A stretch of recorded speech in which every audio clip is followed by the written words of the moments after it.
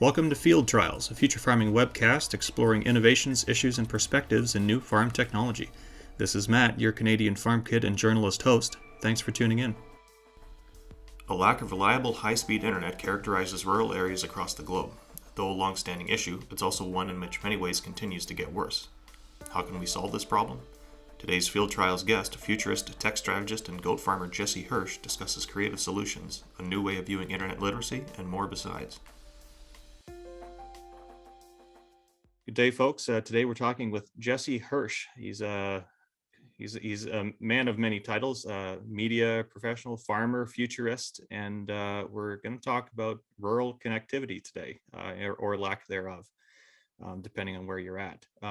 So I guess before we dive into that, Jesse, I was just hoping maybe give a little bit more background on yourself. You've got you've got some interesting tidbits in your CV, and frankly, futurist to a country bumpkin like me, I'm not even entirely sure what that means. So maybe we could just kind of go through that first. Well, it's funny, I used to think that futurists were full of it until I learned how much they got paid, and then I became a futurist. And ironically, once I became a farmer, I realized that all farmers are futurists, because what else does a farmer do except speculate on what crop they should, grow, what livestock they should raise, right? Farmers always have to be anticipating the next growing season, and these days, the next several growing season, right? I mean, the really smart and strategic farmers are thinking decades down the road, not just, months down the road. So a futurist really is someone who wants to anticipate and be prepared for the future. But I often describe myself as a knowledge professional, in that ever since I was really young, I've always been hungry for knowledge. And I've basically structured my entire life around maximizing my knowledge acquisition. And then I make money by selling knowledge to people in various different forms. And, as I was doing the futurist shtick and hanging out with other futurists and going to conferences that talked about the future, I kept coming down to how our food supply, and in particular land upon which to make our food supply, would be one of the most valuable things moving forward into the future. So I had to put my money where my mouth was, both from an economic perspective, but also from a learning curve. That it just seemed that farming, especially technology's impact on farming, would be an area in which I could be constantly learning, constantly acquiring knowledge, and then apply that knowledge either in terms of the production of my own food or in terms of helping the larger sector as a whole. Well, constant learning for sure. I sometimes I think about like my day job doing this sort of thing, right? If I could remember 1 in 50 things that I hear, I think I'll be a lot better off when I actually start doing my own growing season planning. But yeah, so I mean, you've done quite a bit of stuff, and you're thinking about the future. You're thinking about technology, and now you live. Now you don't live in the city anymore, and you have to deal with some of the challenges that a lot of us do, including rural internet connectivity. And I know this applies to other areas outside of Canada, but Canada is we frankly we struggle with that. It's a major issue. It has been for a long time.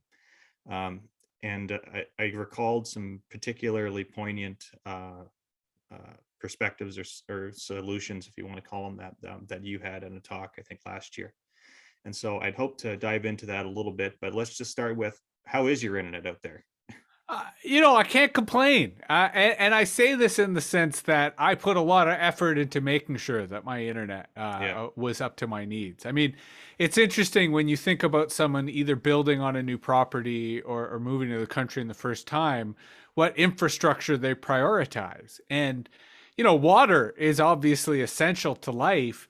And I tend to rank internet pretty much on par. That, one of the first things I did when acquiring the property I'm on was hire a hydrologist to, look at the well water, look at the quality.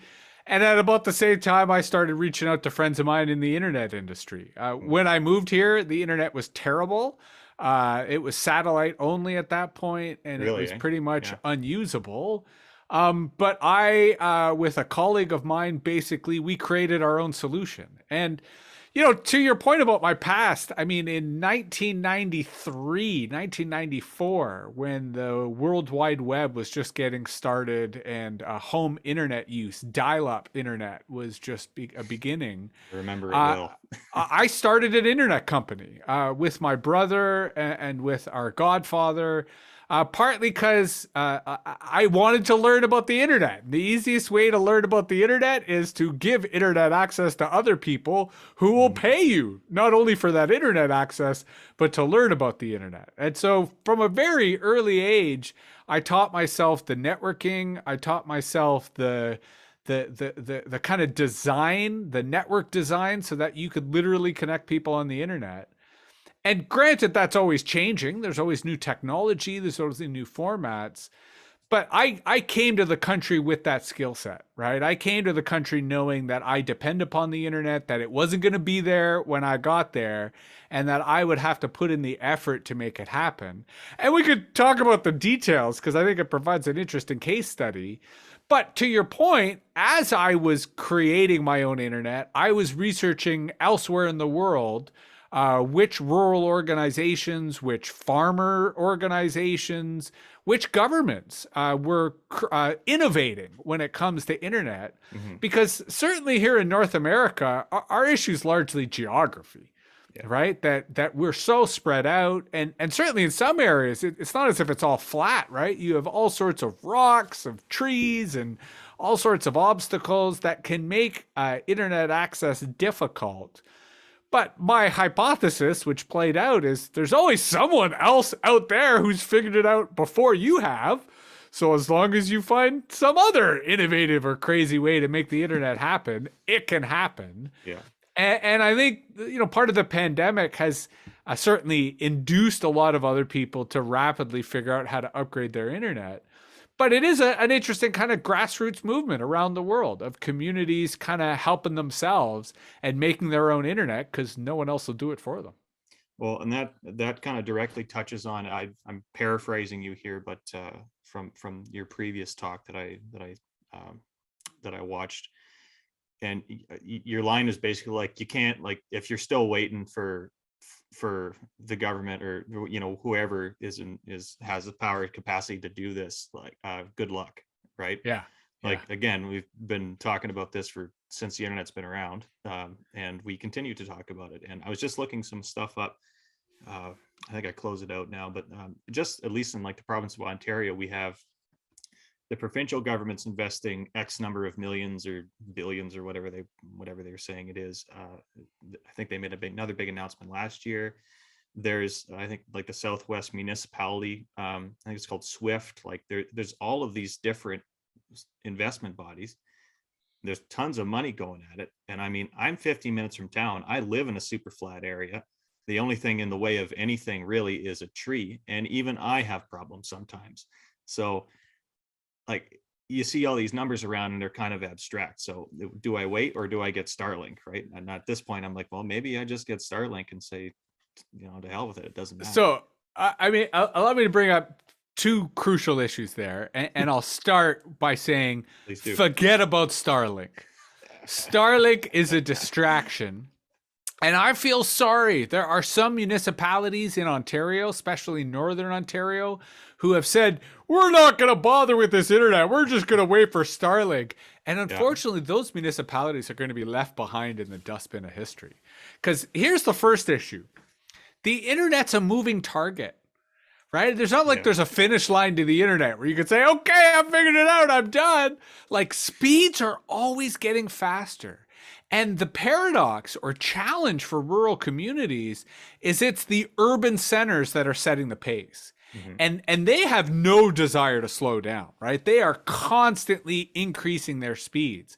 So it means you not only have to upgrade rural internet, but you have to upgrade it in a way that almost future-proofs it.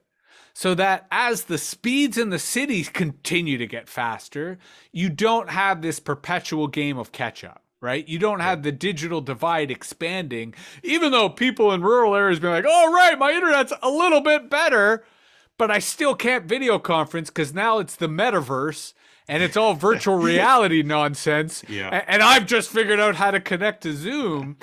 So part of it is that notion of relational, right? Of the digital divide being a constantly a dynamic force. Mhm. But then the other side, as you indicated, was literacy, right? Is having the wherewithal to know how to build this stuff. Because imagine, what if you had a farming community where nobody knew how to fix a tractor and nobody knew how to repair a combine? Would that be a viable farming community? I mean, maybe. I'm sure they'd have oxen, right? And like It's other kind of ancient tools. And we do see like religious communities still doing that. But we kind of accept that part of what it meant to be a farmer over the last 100 years was to also be a mechanic, maybe even a welder, so that you had that knowledge, you had that skill set, and you could keep your machines running. I'm just the contemporary farmer who says, well, you got to know how to run your internet too. Because if you don't have access to the internet, then maybe you're not getting the best prices for your products, or maybe you're not doing the best research around your inputs, or, maybe you're not evolving in terms of your soil health and your soil maintenance because your ongoing continuing education is based on your connection to the world. And if you foolishly said, well, the internet's a fad, I don't need to learn that technology, well, boy, are you going to have a difficult future. Versus if you're like, hey, yeah, carpentry, no problem. I like to mend fences. Hey, yeah, welding, no problem. I like to fabricate solutions. Hey, yeah, the internet, no problem. I like to be connected to the world. It's just another set of knowledge, which unfortunately a lot of rural communities have foolishly ignored and neglected. But now's the time to kind of acquire that knowledge and adopt that literacy, because guess what? No one actually controls the internet, so you can make your own internet anytime you want and connect your whole community in ways that are really quite empowering and Mhm. remarkably easy. So you've touched on a couple things there. One, I guess to really kind of tie a bow and connect this whole thing, writing about ag tech all the time, talking about new technologies and autonomy and all this sort of stuff. You're absolutely right. Like, you've got to be a bit of a mechanic to be able to fix your equipment. But with the push for digital and autonomous stuff and sensor technology, all of these things rely on the internet and some sort of connectivity, right? And so Yeah. it's so inextricably linked with, exactly like you said, you've got to know how to work the internet well. I mean, it's a fundamental skill anymore. The equipment that we run on our grain operation here, like, we're pretty old school. We don't have a lot of that stuff yet because it's expensive. You have to add these things over time. But when you do, But to give another example, like maybe you wouldn't be a master welder, and maybe in your community there'd be a machine shop with a guy who was great at welding, mhm, and all the local farmers, when they really needed some like high quality welding, they would go to that guy. So the scenario would be having a local internet guy, mhm. Local and support, that's yeah. the technologist who then enables everyone else to do what they need to do. Cool. That's an interesting concept, and one that shouldn't be a concept because it essentially already exists in other forms. So, well, let's talk about solutions then. Again, in the past, you've mentioned some interesting ones. So what'd you do for yourself? How have you kind of worked around some of these challenges? So I mean, the what we've done, and this applies in North America more so than Europe, was we just figured out where's the internet closest, right? Like there's major kind of monopoly providers like old school phone companies and cable companies. Yeah. And we just figured out, okay, where does their network end? And in the case of my property, it was about 10 kilometers away. So 10 kilometers away, that's where the major utility provider said, we're not going to go any further because it's not profitable for us to go further. Mm-hmm. So I got an internet connection from them 10 kilometers away. Right? Okay, if that's as far as you go, I'll take it there. Thank you very much. And then I ran internet those 10 kilometers. And all the people who live between me and that 10-kilometer terminal, I connected them as well. So that made me basically a mini internet service provider, where I went through the effort of getting a connection far away from my house from where it was provided, and then physically ran that connection to my house, and then getting everyone along the way to basically chip in, right? As customers, so that they don't have to worry about it. But nonetheless, they didn't have any good internet previous, so they were happy, they're thrilled, great. And as I mentioned, this was not an original idea on my part. That I had seen lots and lots of other people do this, in which you basically go, okay, the internet's not where I am. Let's find out where it is. And wherever it is, we'll get it there. And then everyone between that point and us, bam, they're a customer. And we'll figure out what the costs are so that we can guarantee that we cover our costs overall. And we, moving forward, make sure that we have a maintenance budget to make sure that if anything goes wrong or if equipment fails, it can be replaced. And there were two examples that kind of inspired me to do this. The first is one called BARN, or B4RN. And it stands for Broadband for Rural North, and it's rural Northern England. And this was literal farmers. And the insight here is what these farmers had was two things. Heavy equipment, right, to be able to run the cable, to be able to trench the cables, and land. Because in many cases, being able to bury that cable in your field and run it from farm to farm to farm was really cheap because you already owned the land. You didn't have to have any right of way. And so part of that kind of old school neighbors helping neighbors was sort of one example I saw, which is the whole idea of like, why try to deal with your internet on your own, right? Why not make it a cooperative? Why not make it a collective effort? Why not get everyone in the community to kind of pool their costs? But then the other example I found in the Catalonia region of Spain was this group called Guifi.net, Guifi.net. And again, another farmer-led initiative in which, not only were they using their heavy equipment to trench the cables and run the cables through their own land, but they ended up staging a series of tractor protests in which they shut down the major Spanish highways and demanded a cheap connection because they had wired up their community. Particularly relevant in Canada right now. Well, I mean, it does suggest that it's one way to get attention. I mean, if you really want to get controversial, ask me about those protests in Canada. No, we'll stick away from that for now. But the point being that these farmers recognize that if they're producing the food for society, then society owes them the internet in exchange. And they were successful at, conveying to the regional government that their internet connections should be established on equal footing. And they were a cooperative model in which all the farmers kind of owned the ISP together. But again, in both instances, it was, let's take matters into our own hands. We won't just connect ourselves. We'll connect our neighbors and our communities. And ironically, this is true both in my case as it was with Broadband for Rural North and Guifi. The final cost of your internet's actually cheaper than you would pay if you were getting internet from those big companies. Because once you get into the economics of internet access, especially if you're sharing it with people around you, it gets pretty cheap pretty fast. And, again, if you already own the heavy equipment, if you're already able to like bury cables or dig trenches, which many farmers already have the ability to do, that's often the biggest install cost right there. So it all just comes back to knowledge of like knowing how to do fiber optics, of knowing how to do wireless configurations, of knowing how to do IP networking, which may sound complicated to the novice or to the layperson. But I'd say it's a whole lot easier than raising goats.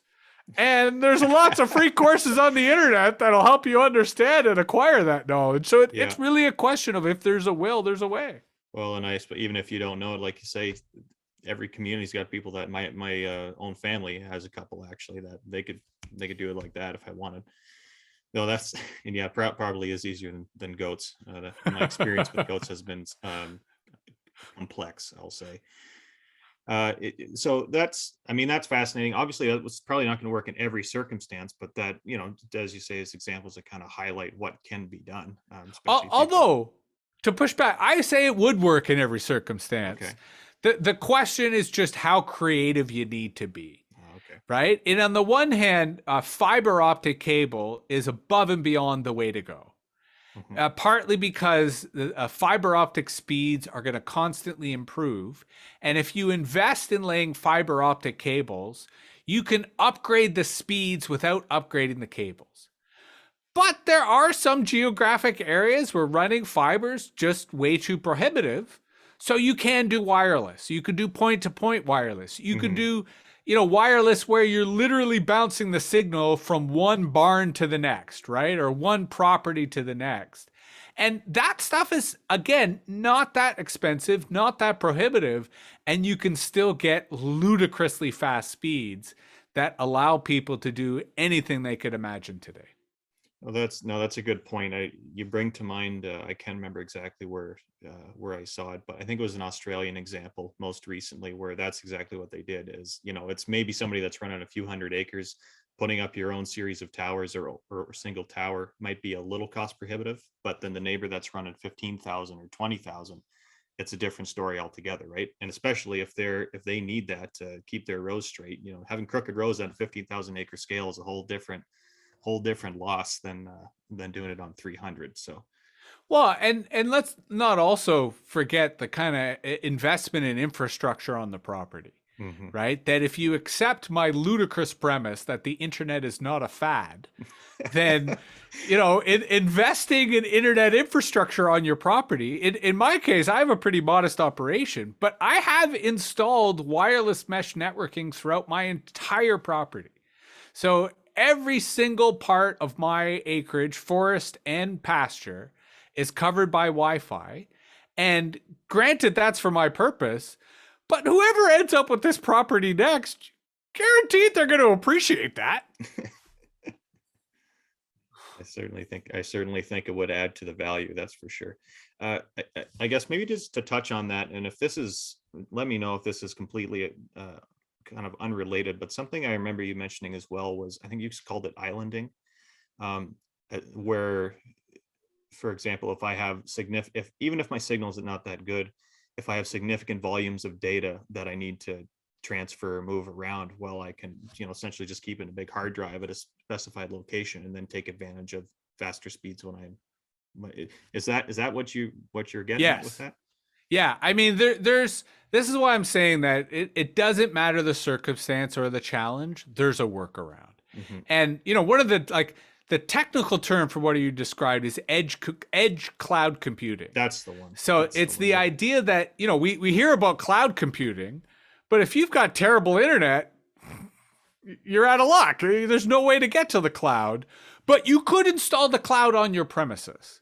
And there are some advanced farms and advanced agricultural operations where, for various different reasons, they have decided not to invest in their uplink and instead have invested on their premises. So they have servers on premises Hmm. that gather the data, that manage that data. And I mean, ironically, it's the military who kind of pioneered this sort of technology because there'll be sort of secure sites where they don't want to be connected to the internet at all, Yeah. but they still want to have advanced computing. And so they have all of this infrastructure on site and it's secure because it's not connected to the internet. And I do know of some remote farms that have experimented with that technology. Again, I personally would rather put all that money in connecting you to the internet because then you're connected to the internet. But to your point, it is possible, right? It is possible to have an advanced automated farm driven by robots that's not at all connected to the internet because you can have all that technical infrastructure installed on site. That's wild. But I mean, I assume you refer to the military, and it's most militaries, but I would imagine the United States of America is probably thank you for GPS, internet, and all the things that we have today. Oh, cool. Well, thanks, Jesse. I don't know if you have any other thoughts. I mean, I guess if I'm going to summarize it, we really have not come to think of internet as the infrastructure that it is, despite calling it infrastructure all the time.